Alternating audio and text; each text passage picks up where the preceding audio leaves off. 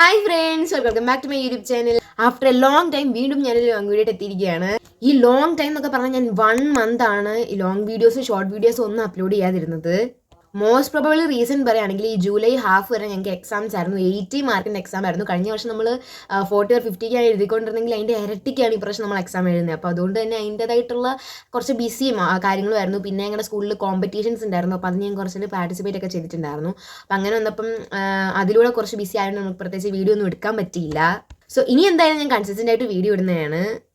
So അതിന് വേണ്ടിയിട്ടുള്ള ടോപ്പിക്സും കാര്യങ്ങളൊക്കെ നിങ്ങൾ സജസ്റ്റ് ചെയ്യാൻ മറക്കണ്ട. അപ്പോൾ ഗൈസ്, നമ്മുടെ ഇന്നത്തെ വീഡിയോ ഒരു സ്റ്റഡി വ്ളോഗാണ്. So let's get to the video. ആദ്യം തന്നെ എനിക്ക് ടേബിൾ ക്ലീൻ ആക്കാനുണ്ടായിരുന്നു. അതിനുശേഷം ഒരു ടെക്സ്റ്റ് വായിക്കാനുണ്ടായിരുന്നു. സോ ഞാൻ ആ സബ്ജക്റ്റാണ് ആദ്യം എടുത്തത്. അതായത് സോഷ്യൽ സയൻസ് ആയിരുന്നു എടുത്തിട്ടുണ്ടായിരുന്നത്. അപ്പോൾ അതിൻ്റെ ഒരു പേജ് ടീച്ചർ വായിച്ചുകൊണ്ട് വരാൻ പറഞ്ഞിട്ടുണ്ടായിരുന്നു. സോ ഞാൻ അതാണ് എടുത്തത്. ഞാൻ ഇംഗ്ലീഷ് എടുക്കാമെന്നാണ് കരുതിയത്. പിന്നെ വിചാരിച്ചു പഠിക്കാനുള്ളത് ആദ്യം പഠിച്ചിട്ട് വായിക്കാനുള്ളത് എടുക്കാമെന്ന്. അപ്പം നമുക്ക് കുറച്ച് പ്രൊഡക്റ്റ് അതുപോലെ തന്നെ നിങ്ങൾക്ക് ഏതെങ്കിലുമൊക്കെ സബ്ജക്റ്റിൻ്റെ ടിപ്സ് ആൻഡ് ട്രിക്സ് വേണമെന്നുണ്ടെങ്കിൽ കമൻറ്റ് ചെയ്താൽ മതി. അതെങ്ങനെ പഠിക്കണം എന്നുള്ള ഒരു ഡൗട്ടൊക്കെ ഉണ്ടെങ്കിൽ നിങ്ങൾ ജസ്റ്റ് കമൻറ്റിലൂടെ ചോദിച്ചാൽ മതി. ഞാൻ സെപ്പറേറ്റ് ഒരു വീഡിയോ ആയിട്ട് ചെയ്യാം. ഈ ഒരു ഇതിൽ സോഷ്യൽ സയൻസ് ഭയങ്കര എളുപ്പമാണ്. നമ്മളതിൻ്റെ കൺസെപ്റ്റ് മനസ്സിലാക്കിയാൽ നമുക്ക് സിമ്പിളായിട്ട് പഠിക്കാവുന്നതേ ഉള്ളൂ. ഈ 6th ഞാൻ ആദ്യമായിട്ട് ഹിസ്റ്ററി ഒക്കെ പഠിക്കുന്ന സമയത്ത് നല്ല ഉറക്കം വരുമായിരുന്നു ക്ലാസ് ഇരുന്നാൽ. ബിക്കോസ് ഒന്നും നമുക്ക് മനസ്സിലാവില്ല. അപ്പോഴത്തെ ടെക്സ്റ്റ് വായിച്ചാൽ നമ്മൾ ആദ്യമായിട്ടാണല്ലോ ഇതൊക്കെ കാണുന്നത്. അപ്പോൾ അങ്ങനെ നോക്കുമ്പോൾ എനിക്കൊന്നും മനസ്സിലാവില്ലായിരുന്നു. പിന്നീട് ഇത് ശരിക്കും വായിച്ച് നോക്കിയപ്പോഴാണ് എനിക്ക് മനസ്സിലായത് കൺസെപ്റ്റ് മനസ്സിലാക്കിയാൽ ഇത് എളുപ്പമാണ്. പോയിട്ടുണ്ട്. അപ്പോൾ ഈ ലാമ്പിലാണ് ഞാൻ വീഡിയോ എടുക്കുന്നത്. അപ്പോൾ വെട്ടം എത്രമാത്രം കിട്ടുമെന്ന് എനിക്കറിയില്ല. സോ ഇപ്പോൾ ഞാൻ സോഷ്യലായിരുന്നു വായിച്ചുകൊണ്ടിരുന്നത്.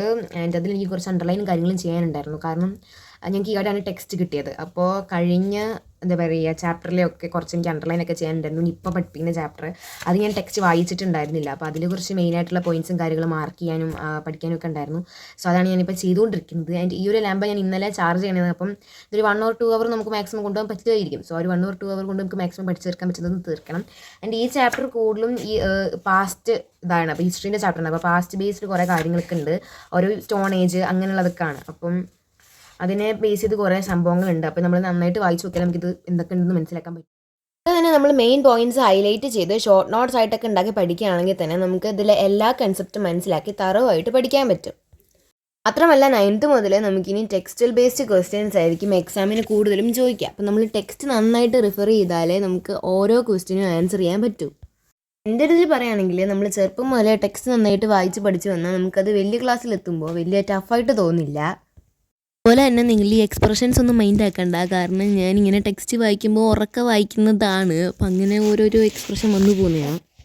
കഴിച്ച് ഇപ്പോൾ നല്ല മഴയൊക്കെ അല്ലേ. അപ്പോൾ എല്ലാവരും വീട്ടിൽ സേഫായിട്ടിരിക്കണമെന്ന് കരുതുന്നു. ആരും പുറത്തൊന്നും അധികം ഇറങ്ങരുത്, ഡേഞ്ചറാണെന്നറിയാമല്ലോ. അതല്ല, ഞങ്ങളുടെ ഇവിടെ വീട്ടിലാണെങ്കിൽ താഴത്തെ സ്റ്റെപ്പൊക്കെ വരെ അത്യാവശ്യം വെള്ളം കയറിയിട്ടുണ്ട്. ഇനിയും കയറുമോ ഇല്ലെന്നൊന്നും അറിയില്ല. സോ എല്ലാവരും സേഫായിട്ടിരിക്കുക. അപ്പോൾ നമ്മൾ പറഞ്ഞു വന്നത് നമ്മൾ ടെക്സ്റ്റൊക്കെ വായിക്കുമ്പോൾ മെയിൻലി നമുക്ക് ഇമ്പോർട്ടൻ്റ് ആയിട്ടുള്ള പോയിൻറ്റ്സൊക്കെ കിട്ടുക. ഇവർ വേറെ കളർ ഷെയ്ഡ്സിൽ ഇങ്ങനെ ഓരോ ലൈൻസ് കൊടുത്തിട്ടുണ്ടായിരിക്കും. അപ്പോൾ അതൊക്കെ നമ്മൾ മെയിനായിട്ട് നോക്കി പോയാൽ തന്നെ നമുക്ക് അതൊക്കെ വേണമെങ്കിൽ ഫിൽ ഇൻ ദ ബ്ലാങ്ക്സ് ആയിട്ടും 1 mark ക്വസ്റ്റ്യൻ ആയിട്ടൊക്കെ ചോദിക്കാം. അപ്പോൾ അതിൽ നിന്ന് തന്നെ നമുക്ക് മാർക്ക് സ്കോർ ചെയ്യാൻ പറ്റും. August 10th എല്ലാവർക്കും ഓൺ എക്സാം സ്റ്റാർട്ട് ചെയ്യില്ലേ. അപ്പോൾ അതിനെ ബേസ് ചെയ്ത് സ്റ്റഡി ടിപ്സ് ഒക്കെ വേണമെങ്കിൽ കമൻറ്റ് ചെയ്താൽ മതി. ഞങ്ങളുടെ എക്സാം ജൂലൈയിലേ കഴിഞ്ഞിട്ടുണ്ടായിരുന്നു. ഞാൻ ഓൾറെഡി പറഞ്ഞ പോലെ തന്നെ. പക്ഷെ അതിൽ ഞങ്ങൾക്ക് കുറേ ടെക്സ്റ്റ് ബേസ്ഡ് ക്വസ്റ്റ്യൻസ് ആണ് വന്നത്. അതുകൊണ്ടുകൂടെയാണ് ഞാൻ പറഞ്ഞത് നമ്മൾ നന്നായിട്ട് ടെക്സ്റ്റ് റിഫർ ചെയ്താലേ നമുക്ക് എക്സാമിന് നല്ല മാർക്ക് മേടിക്കാൻ പറ്റൂ. അതുപോലെ തന്നെ നമുക്ക് എല്ലാവർക്കും ഇഷ്ടമില്ലാത്തൊരു സബ്ജക്റ്റ് കാണുമല്ലോ. എന്നെ സംബന്ധിച്ചിടത്ത് അത് 8th വരെ ഹിന്ദി ആയിരുന്നു. കാരണം ടെക്സ്റ്റ് വെച്ച് നോക്കുമ്പോൾ എനിക്ക് ഒട്ടും മനസ്സിലാവില്ലായിരുന്നു. എനിക്കത് വന്നിട്ട് എൻ്റെ ഒരു ഇതിൽ ഫിസിക്സ് ആണ്. കാരണം ചെറുതായിട്ട് മനസ്സിലാക്കാനൊക്കെ ഒരു ബുദ്ധിമുട്ടുണ്ട്. എനിക്ക് ഇഷ്ടമില്ലാത്ത സബ്ജക്റ്റ് ഏതാണെന്ന് കമൻറ്റ് പറയാൻ മറക്കല്ലേ. അപ്പോൾ ഗൈസ്, ഞാൻ ഈ ഒരു ഫോസിലിൻ്റെ ഒരു പാർട്ട് വരെ നോക്കിയുള്ളൂ. എനിക്കിനിയും 2-3 പേജൊക്കെ നോക്കാനായിട്ടുണ്ട്. 4 pages അത്രയും കൂടി എനിക്ക് നോക്കാനുണ്ട്. പിന്നെ ബാക്കി നോക്കിയതിൽ അണ്ടർലൈൻ ചെയ്യാനൊന്നും പ്രത്യേകിച്ച് ഇമ്പോർട്ടൻ്റ് ആയിട്ട് കണ്ടില്ല. അപ്പോൾ അതുകൊണ്ട് ഞാൻ ജസ്റ്റ് വായിച്ചു വിടുന്നതേ ഉള്ളൂ. അപ്പോൾ എനിക്ക് ഇത്രയും പഠിക്കാൻ ഇത്രയും കൂടെ ഉള്ളത്. സോ എന്താണെങ്കിലും അത് പഠിച്ചിട്ടാണ്. അപ്പോൾ ഗൈസ്, നമ്മൾ സോഷ്യലി പഠിച്ച് നമ്മൾ മാത്സാണ് ഇനിയും ചെയ്യാൻ പോകുന്നത്. മാത്സ് ഞാൻ ഓൾറെഡി എൻ്റെ കയ്യിൽ ക്വസ്റ്റ്യൻ ഉണ്ട്. അപ്പം ക്വസ്റ്റ്യൻ നോക്കിയിട്ട് ഞാൻ ഇനി ഒന്ന് ചെയ്ത് നോക്കാൻ പോവുകയാണ്. അപ്പം നമുക്ക് ചെയ്യാം. മാക്സിമം എനിക്ക് അടുത്ത ദിവസത്തേക്ക് TP പറഞ്ഞിട്ടുണ്ടായിരുന്നു. സോ അതിന് വേണ്ടിയിട്ടുള്ള പോർഷനാണ് ഞാനിപ്പോൾ ചെയ്ത് നോക്കുന്നത്. മാത്രമല്ല ഒരു റിവിഷൻ ആയിട്ടൂടെ. കഴിഞ്ഞ ദിവസം ഞാൻ കുറച്ച് ക്വസ്റ്റ്യൻസ് ചെയ്തിട്ടുണ്ടായിരുന്നു.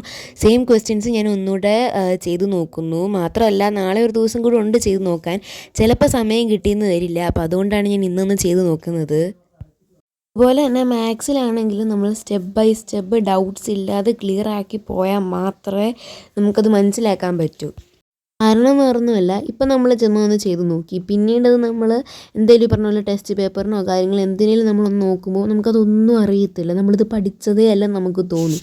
അപ്പം നമ്മളിത് ഇടയ്ക്കിടയ്ക്ക് കണ്ടിന്യൂസ്ലി ഡൗട്ട്സിൽ അത് റിവൈസൊക്കെ ചെയ്ത് പോയാൽ മാത്രമേ പിന്നീട് അത് യൂസ്ഫുൾ ആവത്തുള്ളൂ. ഫിസിക്സൊക്കെ ആണെങ്കിലും നമ്മൾ അതിനകത്തെ പ്രോബ്ലംസും കാര്യങ്ങളും ഒക്കെ കറക്റ്റായിട്ട് ചെയ്തു പോയെങ്കിൽ മാത്രമേ നമുക്ക് എക്സാംസൊക്കെ വരുമ്പം അത് ഡൗട്ട്സിലത് നോക്കാൻ പറ്റൂ. പക്ഷേ ഞാനെന്ന് പറഞ്ഞു കഴിഞ്ഞാൽ ഫിസിക്സിൻ്റെ ഒരു പ്രോബ്ലംസിനൊന്നും അത്ര വലിയ ഇമ്പോർട്ടൻസ് കൊടുത്തിരുന്നില്ല. പക്ഷേ അതെനിക്ക് പിന്നീട് കുറച്ച് ഇതായിട്ട് തോന്നി.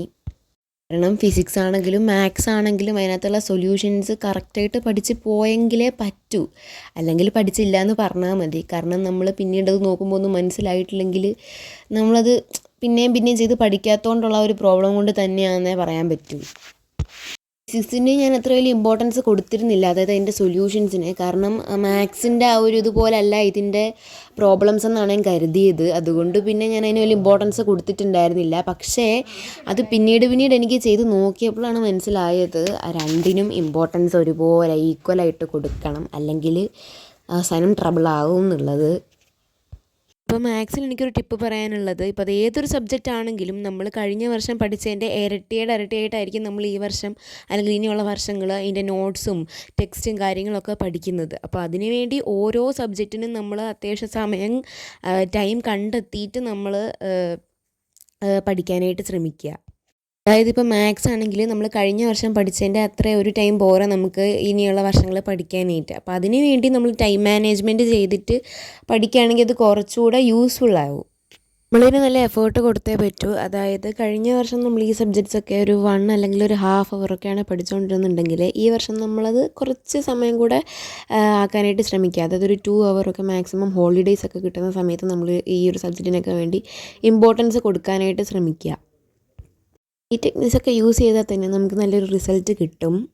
നമ്മൾ ടു ഡു ലിസ്റ്റ് ഒക്കെ ഉണ്ടാക്കുന്ന സമയത്തും ഓരോ സബ്ജക്റ്റിന് ടൈം കൂടെ സെറ്റ് ചെയ്തിട്ട് വേണം നമ്മളത് മേക്ക് ചെയ്യാനായിട്ട്. അതായത് ഇപ്പം സപ്പോസ് ഇംഗ്ലീഷ്, അതായത് നമ്മൾ എത്ര നോട്ട്സ് ഉണ്ടെന്ന് നോക്കിയിട്ട് വേണം ടൈം സെറ്റ് ചെയ്യാനായിട്ട്. നമുക്കിപ്പം എത്ര സമയം കൊണ്ട് അത്രയും നോട്ട്സ് പഠിച്ചു തരാൻ പറ്റും എന്നുള്ളത് നോക്കി പ്ലാൻ ചെയ്ത് വേണം നമ്മൾ ഓരോ സബ്ജക്റ്റിൻ്റെയും ടൈം. നിങ്ങളൊന്ന് ട്രൈ ചെയ്ത് നോക്കിയാൽ നിങ്ങൾക്ക് മനസ്സിലാവും നമുക്ക് എത്ര വേഗം സബ്ജക്ട്സ് എല്ലാം ഫിനിഷ് ചെയ്യാൻ പറ്റും എന്നുള്ളത്. പറഞ്ഞ പോലെ തന്നെ ഏതൊക്കെ സബ്ജക്ട്സിൻ്റെ ആണ് നിങ്ങൾക്ക് ടിപ്സ് വേണ്ടതെന്നുള്ളത് കമൻറ്റ് ചെയ്യാൻ മറക്കണ്ട. അതുപോലെ കേസ് വേറൊരു കാര്യം കൂടെ, നമ്മൾ ഈ ഹൈലൈറ്റർ വെച്ച് മാർക്ക് ചെയ്യുമ്പം ഓരോ ഹൈലൈറ്ററിനും ഓരോ പർപ്പസാണ്. അപ്പോൾ നിങ്ങൾ അങ്ങനെ ഓരോ കളറിൻ്റെ ബേസിസിൽ മാർക്ക് ചെയ്യുകയാണെങ്കിൽ നമുക്ക് ഒന്നുകൂടെ നന്നായിട്ട് ഐഡൻറ്റിഫൈ ചെയ്യാൻ പറ്റും ഓരോ ഇമ്പോർട്ടൻറ്റ് പോയിന്റ്. ഗൈസ്, നെക്സ്റ്റ് എന്ത് വീഡിയോ വേണ്ടതെന്നുള്ള ടോപ്പിക്ക് സജസ്റ്റ് ചെയ്യാൻ മറക്കണ്ട കേട്ടോ.